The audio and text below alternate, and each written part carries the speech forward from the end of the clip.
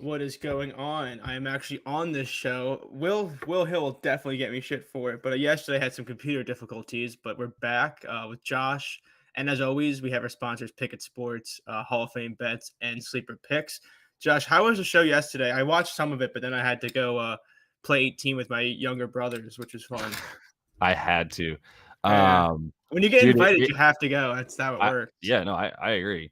We had a good show because McAfee and I again hit. You and I were both heavily on Carlos Rodon under K's. That was for sure the favorite bet. And then the Nats didn't score enough runs, but we put together a little parlay with Rodon, and we had Julio Rodriguez, but then he didn't play, so that got voided. But the other leg He is that playing I loved, today, which is big. yep, We'll get into playing that today. And later. the other bet that we put in there was Blake Snell to go 6 innings, which he did. So overall good show as a result of like really successful baseball bets. Yeah, which is always a fun time. Yeah, I was a little upset that I took the Nationals first five yesterday, and it was like one of the few times I actually bet online overnight. And this sounds like maybe it sounds ignorant on my part, but I was surprised that they even gave Rendon lines. Like I thought it'd be one of those things where he's coming off injury. You wouldn't really see any strikeout lines or anything like that until later, but they were pretty quick with the lines with him. Or I know I saw a lot of people bet the under 5.5, like you and I did, and had the same thought of, "Holy hell, what is this line?" It kind of Yeah. felt really fishy, but I was just Yeah. surprised they gave him a line because a lot of times guys off injuries that have been struggling that much, you don't know their range or their limits. A lot of times you just don't even see their name on the prop sheet. So Yeah. it was nice to see the 5.5 line. I wish I waited because Yeah. I would have just played that over the runs. I thought they might even make it 4.5 and just juice the under. Yeah, I thought it was gonna be Or really ju- unplayable. yeah, but juice it like up, obviously. Yeah. But I might not have played it, and he only ended with one. And to be honest, like he got out. We were talking about it. They got three dudes thrown out at second base trying to stretch out In the singles. first five, so The double.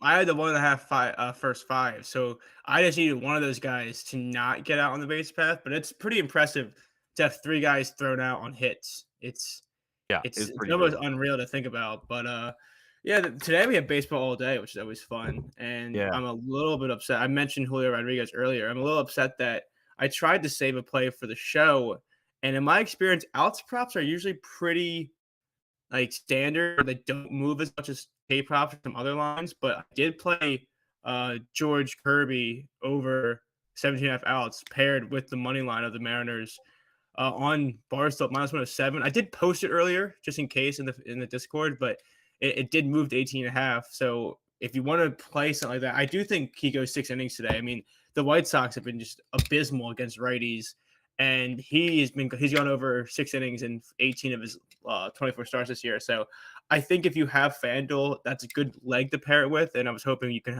could talk about maybe later in the show to kind of figure out if you want to play that. It's -175. So I was looking for something to Yeah. offer as an alternate if you did miss out on that play. Yeah. So a couple of things because there's one thing I've been doing where I've like when you look at this type of line, like, and maybe not with outs as much as K's, but also with outs at times, I'll be like, all right, well, I'll just take the bad juice on the more likely outcome, and then Yeah. also ladder a little bit on the next sort of prop up, right? So if it's 6 K's, I'll at like -140, I'll hit it with like a unit, and then I'll put like a quarter unit on 7 K's, or whatever. Yeah. And that's at like plus 115 to 125 in that range. And like, I'm not doing that anymore. I'm out. I'm just like, yo, just if you like the bet, then hit the bet you like the most. If it's -150, that's baseball. Put a unit and a half on it and walk away. Because I keep leaving myself like, I could go from like a day where I'm up 2 units to a day where I go up like 1.2 units because of crappy bankroll management, because I just want to take the plus odds. So in Yeah. this case with Kirby, like, it is really low. So that's where you start to get into like -175 is territory of like, I'm out. But there's a couple other things I like. And I think the benefit too of parlaying this is you can take an alt in your favor for crappy odds and get them at least to like even money for like Yeah. Kirby outs. And then I'm going back to under pitcher strikeouts. This is turning into my most comfortable bet. And my favorite one is Urquidy, as Houston's in Boston. And so he's at under 5.5. But it's like -162 on most books. Like BetMGM, if you have it, has like -150, but everything else like -166, FanDuel and such. Those are two bets I really like, where you're talking about with Kirby and then Urquidy under 5.5 Ks against Boston, who has the sixth lowest K percentage for their bats against righty or lefty pitchers rather. So yeah, for Urquidy in this one, like he's gone 5 innings or less in 5 of his 9 starts. He's gotten more than 5 Ks just twice in his 9 starts. So I really feel comfortable in this matchup taking Boston, adding that to the Kirby bet if you're interested. Yeah, I like that a lot. I was looking at some things because there is a few targets I like on this spot and the slate too in terms of strikeouts. With the guy on the Royals, with Wagon, like with him maybe his strikeouts. There's some other. I think Savali probably strikes out. Like I know you mentioned the Rockies earlier, but I still think he strikes them out a lot. There's a lot of good targets. I think one of the ones that if you're looking for pairing and you like the strikeouts, because I think strikeouts is the easiest thing to scale down. I wanted to say Corbin Burns today, but man, his line is juiced to the over at 7.5. Yeah, Rightfully so with how bad the Twins are at making contact against righties. yeah. But yeah, there's definitely a lot. I think you inherently get a value on unders and strikeouts, like you kind of mentioned there. Well, sometimes you do. It just depends which way they move it. Sometimes they even start it right, like F under 5.5 for Equity, for instance. If it was like they're probably waffling and it could be moved if enough people bet that under, it could just be moved to 4.5 with the under now juiced up, and they just kind of waffle back and forth between them. But I think that's why my rule of thumb has just been like whatever the juice is, you take it and you feel comfortable with it, and don't like nickel and dime yourself by putting little bits on bigger, the laddering of the props in that way. If you're gonna ladder a prop because you really find some value, it's like go for it. Like Strider K's Yeah, has been a fun thing to ladder until they start putting it at 10.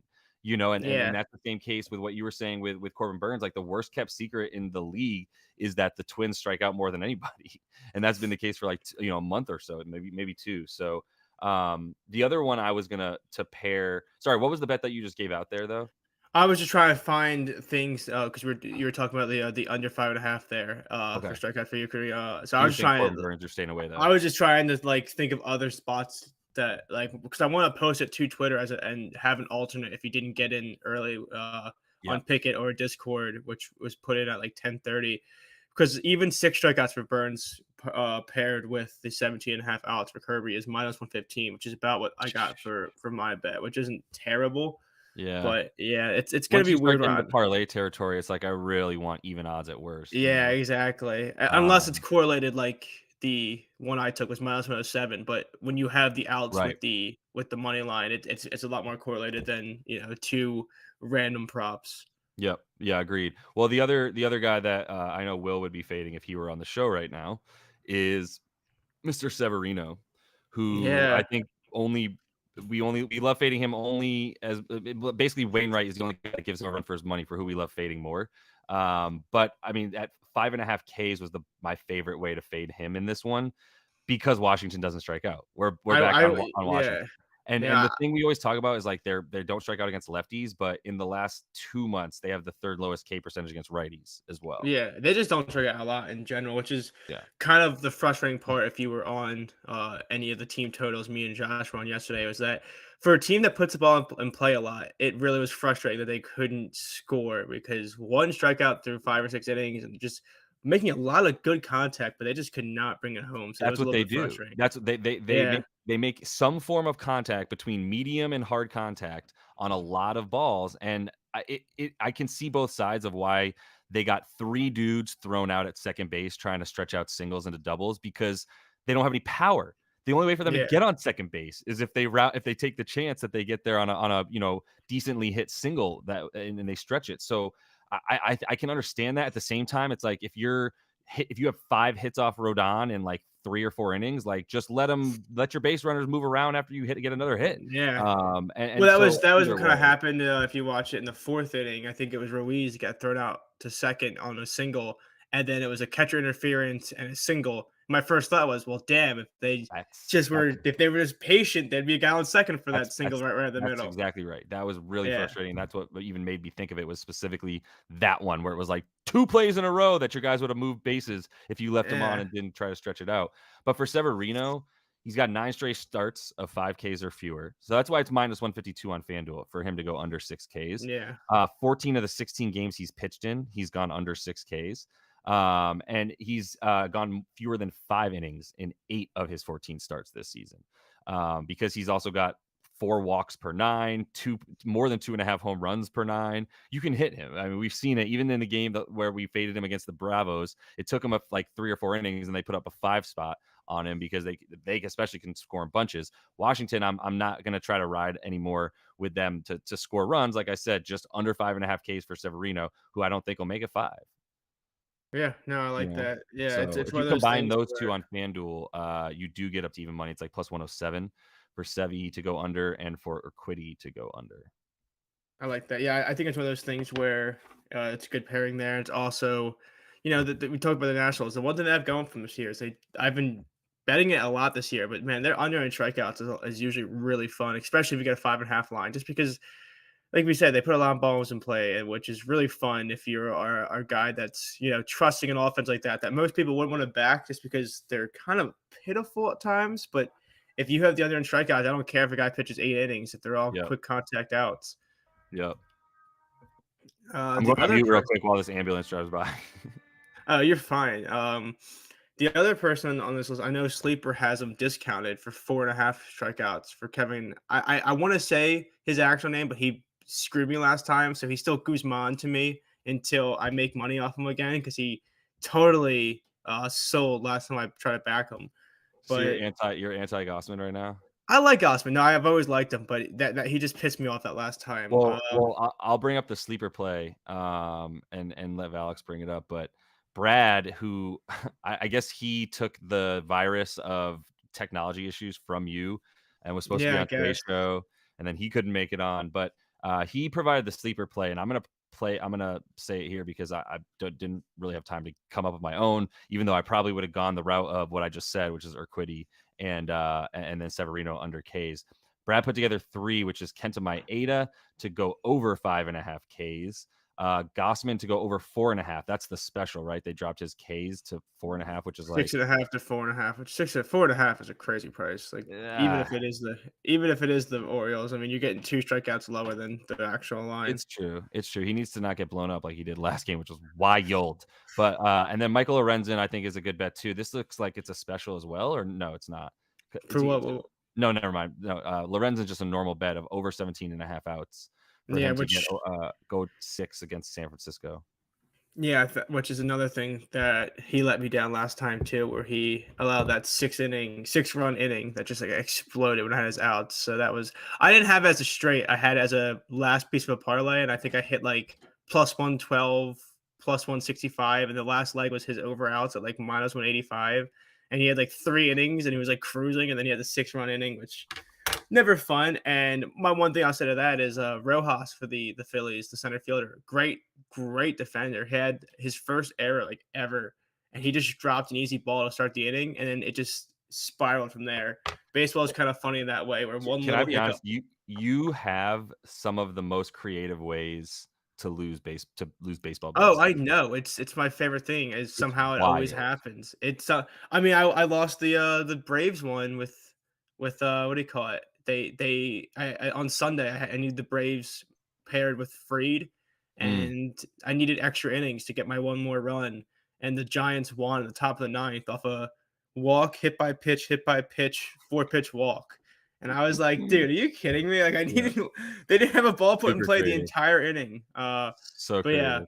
it's a creative. It's not fun to lose baseball bets because No, you're so invested for 3 hours on like a slow moving game, and I then know. it just happens in the worst way. But yeah, Lorenzen should bounce back.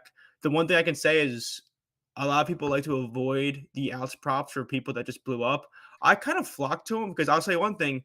Guess who didn't throw many pitches last outing? Michael Lorenzen. He was too busy getting shelled and taken out early. So Yeah, you can look at it that way, where a guy that's usually throwing 100 pitches only threw 70 last week. yeah, So he's a little bit more fresh. yeah. And the Giants offense, I think we talked about multiple times on the show, not that good. I mean, they are really not that good. Hot take. Uh, yeah, I They've mean, been bad. even They've been extra yeah, bad the last like yeah, month.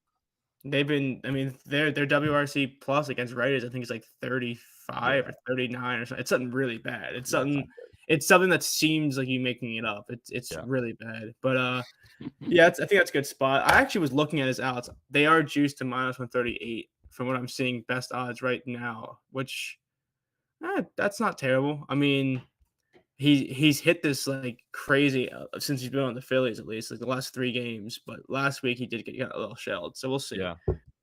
Yeah, so a couple other things I was looking at, but I didn't end up playing. I've got like a bunch of notes, and I just ended up putting crossing out both these games I started looking at. The first game I started looking at was Toronto and Baltimore. And Gosman, Gosman aside, I was looking at, Baltimore versus right-handed pitching being much worse than they are against left-handed pitching over the last month or so. They were incredible against lefties and still got to Kikuchi, which was for 3 runs and took him out in 4.1 innings. And then, but I was sharing, why I like them a bit more yesterday. I was trying to go with Gosman on this one, but once again, like I don't know what to do with Flaherty because he's got really good numbers against Toronto specifically right now, even though he kind of showed us who he really was in the last 2 starts where he came back really just Yeah. crashing back to earth. So I couldn't really find an edge in that one. Baltimore money line is +110. Is there anything that you would consider in that game? That one's tough because it is Creamer, right? That's No, coming it's in. Flaherty.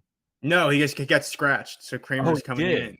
So Oh, that's one where I was actually looking at a way to like look at the prices for certain things there, just because I you're wonder right. how Dean Creamer will come in. Kramer. It's Kramer. I Creamer, can't it's hear you say Creamer, Creamer again. I need you to it's stop saying Creamer. I've Creamer. been calling him Creamer all year. He's gonna be Creamer until I die. God damn it.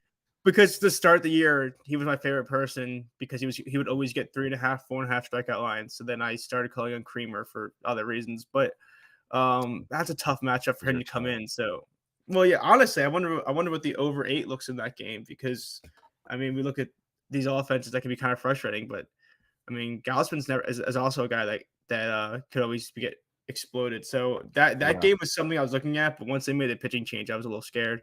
Yeah.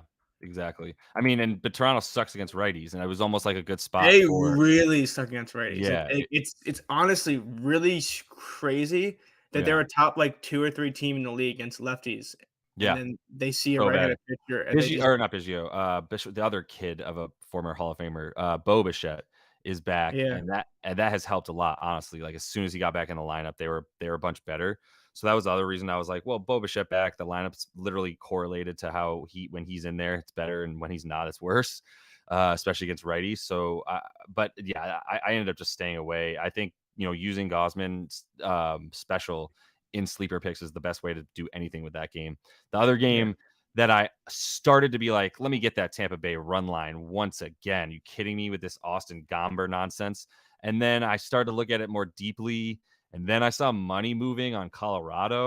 And then I was like, oh, there's some value in +225 for Colorado to beat Tampa Bay. I know they're on the road, but there were a couple of things that were just like, this is enough for me to take a little flyer on +225, but I don't know if you do anything with that game. Yeah, that's a really tough one.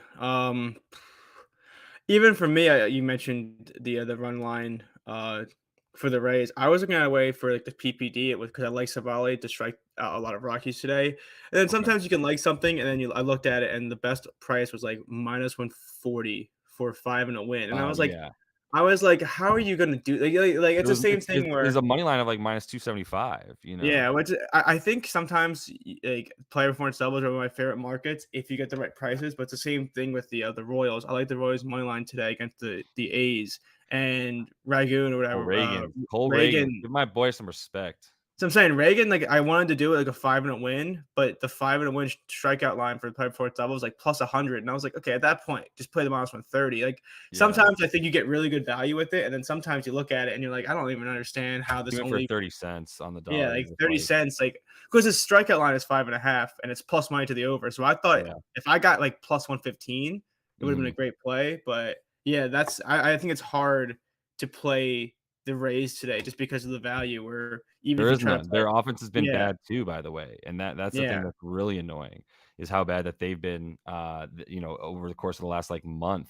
with their And then you batting. So and then you look at an 8.5 total, and you're like, "Oh, maybe Savali shuts him down," but then you have to rely on yeah, Gomer to do the same, and that's yeah. asking a lot because he is not good. What do you think about back to the Houston game for a sec where I was talking about Urquidy? What do you think about fading Sale as well? Is Sale officially on the like, Yeah, he I is, think he right? yeah, I think he's I on the saw him table. again. He's on. Yeah, I was looking at his lines earlier. I just want to make sure that he was confirmed in, because once Yeah, again he gets a 5.5 line for strikeouts, and that's another thing where I didn't see an outs line, which means they're getting smarter. yeah, Because last time I think we all hammered. I still am shocked there was a 15.5 outs line last time that Will put in for me, which is yeah, very nice of him. But yeah. I saw the 5.5 line, and then let me check Picket Sports to make sure So there's no other lines for outs because along the same lines of your thinking though, if there is even if there is not or even if there is out props, like what about overruns?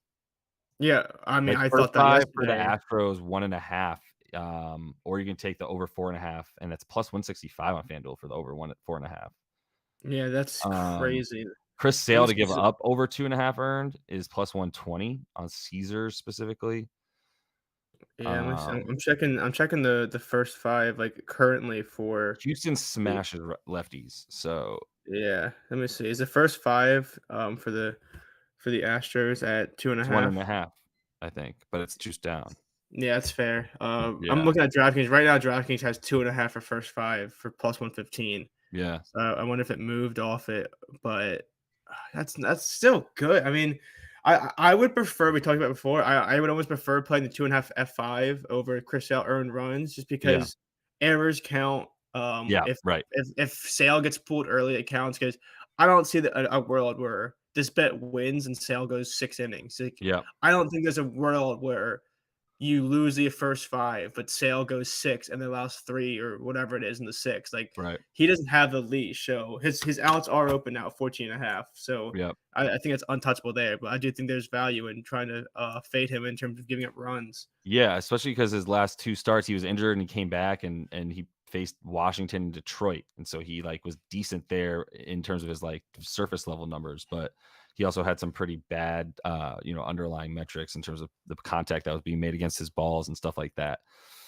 So yeah, I think you fade Chris Sale in that one too. I'm down for the over 4.5, honestly, for this Astros team right now, who are just gonna, I don't know, maybe win the West if the Mariners don't win it. The Rangers are half a game up still. They don't even I'm play helping you today. out because I have money on the Mariners money line today, which means They're gonna I lose. should end their winning streak The tonight. value's gone on them. We all Yeah. know the winning streak is high, and they're playing now a bottom 3 team in baseball in the White Sox. Yeah, so I love fading the White Sox these days. here's my question. Someone asked me that's watching the show that just texted me because the over 17 of Alex and Mariners money line has gone off the board. What are your thoughts on minus 110 for Kirby to record a win? I think that's pretty tempting. It's my least favorite bet Yeah, in the entire world, yeah. but I Minus think there's a real 110. yeah. That's pretty good. So I think knock on wood, but he's got to go 6 here. I'll say this. I don't know if there's a chance that he doesn't record a win and my bet wins. Like, I think if he goes 6 and the Mariners win, I think they'll be comfortably up by the time he leaves and hold it Yeah, because it's almost one of those things where even if you lose a bet, if you get it at good value, it's almost like I'd rather lose and have to pay this juice than lose and put in minus 225 on a line for the yeah, Mariners. So yeah, I think minus 110 is not a bad price. I hate that price, but just because I feel like you're box score watching in the 7th, 8th, 9th inning, just waiting yeah, for some stupid bullshit to happen to erase the win. He only has yeah. 10 wins on the year, but if the Mariners are going to win this game, I don't think it's going to be some late game heroics like we've seen. I think they're going to get the Kopech and just like he hits they hit the ball so hard and Yeah. he allows so much hard contact. I think they're going Yeah, to there's win. th It's going to be there through there that. there's something there for Julio. George Kirby has no history against this team. I thought maybe there'd be but obviously there's just, like, Which no is actual which major is leaguers. advantage pitcher. Yeah, which is Yeah, advantage pitcher. oh, yeah, especially with the batters that he's facing. Yeah, Kopech's a good fade. I was wondering if there was anything for batter props on the Mariners side, specifically Julio Rodriguez. I was considering if you're gonna take a home run prop in this game, I was considering going, either, taking either he or Ty France. I mean, you get 7-1 on Julio and 14-1 on Ty France, who has been pretty good over the course of the last like 2 weeks. He's a guy that is a big part of why they're so good, on top of Julio Rodriguez turning into Barry Bonds for like Yeah. 3 weeks. So both of them, any batter props? Are you haven't really been talking about batter props in a while, I don't think. I kind of like, I don't know, batter props are not really Me neither, my by the way. my I love pitcher props forte. way more. Yeah. I like pitcher props and I like offensive props. I like the idea that anything can happen. Like if I'm fading a team, if I'm fading a pitcher, I almost like to take the team total rather than insert one player. Except for Yeah. like sometimes Lane Thomas against like a lefty, just because he smashes lefties. But Yeah. outside of that, yeah, I mean, what are the odds that you're getting on some of these home run props? Because like I These are said, the the ones I ball should mentioned are vary. the ones I mentioned are first home run, not any home run. Yeah, So yeah. So I the get that. anytime home runs are 3+300 for Julio. Ty France is +450. There's like Ty France goes from +4, 1400 down to +450 based on if it's the first home run or not. And I just don't see like they've been mashing the ball. It's just not that many home runs. So Honestly, 3-1 is like better than I thought for for Julio, K-Rod. yeah, Yeah. I yeah, mean, if you look at the weather of this game, the ball's gonna carry. If you follow ballpark pal, it's like a 34% chance of like boost, I mean, of home runs, which falls back into why I'm trusting Kirby over Kopech in this matchup 100%. Just good because context. the hard hit rate and the barrel percentage that Kopech allows is like bottom 10%. Yeah, It is really something he struggles with. So I do think there's honestly, I would love like 2 home runs for the Mariners to make everything less sweaty in the first inning. That'd be kind of yeah, cool. yeah. Just That'd be just tight. start matching early. Yeah. So yeah, I think any play those. There's a couple guys on the M's that make sense for the home run there. But Yeah, yeah. I think it's always hard for me to back a home run prop, but I think I there know. is some value there. Maybe if I have a free bet, because I think I have a free bet in my other in a FanDuel account, so maybe Yeah. I'll put it on like the like some kind of crazy parlay with some of these Mariners because I do think they should match today. Yep. No home runs in that St. Louis Cardinals game, but they're up 5-0 in Like the the third second, inning, yeah, third. Yeah. 6, yeah. It Yeah. was in the they scored 5 in the first 3 innings, I Yeah. saw. Yeah, Yeah. the Pirates are not playing great baseball, so that's an Hot understatement. take. Hot take. Yeah, so I guess we kind of honestly, I'm looking at the time, it's earlier than usual, but I feel like we covered I Yeah. mean, Fuck I baseball for me. on my notes, I covered every single prop I wanted to talk about today. Do you have Yeah. anything else to add, like, in terms Not of like this really. it's a Uh, big slate, I think there's a lot to like, but I I definitely put think we in covered most of my stuff. No, I wanna I might look at more and then post some stuff online, but I didn't really there's so many games on the slate. I do want to look at Shohei a little bit and see about him against the Reds. I think there's strikeout prone guys there. And then Sandy going up against the Padres, but I don't think there's gonna be much to go for there. Although Sandy could at +112 for the money line for the Marlins, there might be something there. Seth Lugo's looked awesome too, though. Yeah, I Yeah. don't really have much, dude. Real quick, I put in some I put in some NFL future bets. One that I really like. I don't know if we've talked about the Broncos much, but I think the Broncos to be the most improved team this year at +425 on DraftKings is a good bet. They basically need to go from 5 wins to like I think 3 to 4 wins of an improvement is good to maybe have pull that out. 4 wins would be awesome. I think that would guarantee it. The team that they'd really be going up against for this award is the Bears, who won 3 games last year, and that's the only reason why. I'm not as high on the Bears because of how freaking awful they are on both lines. Their defense is probably the worst in the league.